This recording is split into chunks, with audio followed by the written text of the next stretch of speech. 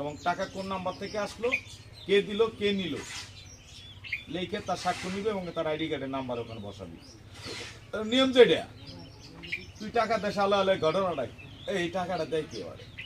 আরে ভাই নিয়েও ভয় আছে, আরো আরে এই কেবল নিয়ে যান, তুই কোথায় গাছ লাগাইছিস, তুই কেবল এই মাত্র টাকা নিয়ে গেলি, এখানে আবার ভয় আবার আইসোস। আমি আর বলছি যে টাকাগুলো নিয়ে যদি তুই বাড়িতে একটা কাজও করতি তাহলে একটা দেখার একটা থাকতো।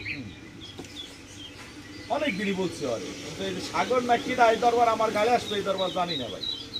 লাস্টে 1-2 মাস বা 2-3 মাস 3-4 মাস যাওয়ার পরে আমাকে টাকা দেয় কেডা রে, ও আসে।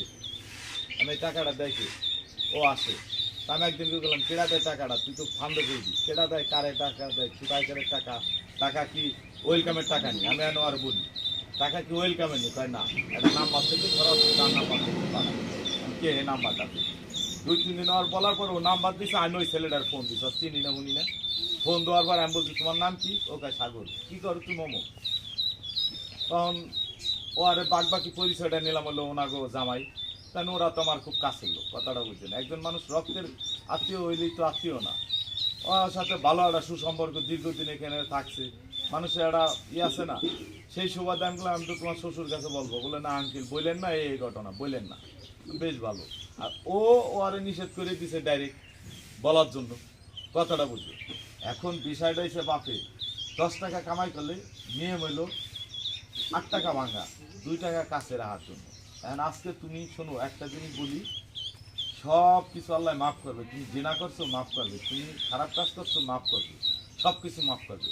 হকদারে হক নষ্ট করে দেবা, আর পাওনাদারের ব্যক্তি টাকা না দিয়ে তুমি মারা যাবা, তখন তোমার উড়াইয়া যে সাজা দিবে, তখন তুমি কবা যে আল্লাহ আমার পৃথিবীতে আর একবার পাঠাও, আমি ওর ঋণ শোধ করে তারপর আবার আসবো। সেই সুযোগ কিন্তু তুমি পাবা না।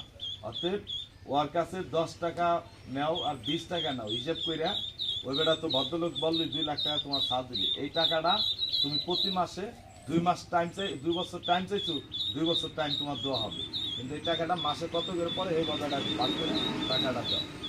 মাসে দেওয়া পারবে না, 3 মাসের ভিতরে পারবে না। 3 মাসের ভিতরে পারবে না। আমি সেদিনও বলছি এই 3 মাসের ভিতরে পারবে না। কারণ 3 মাস পরে মনে করেন আমার ছেলেটা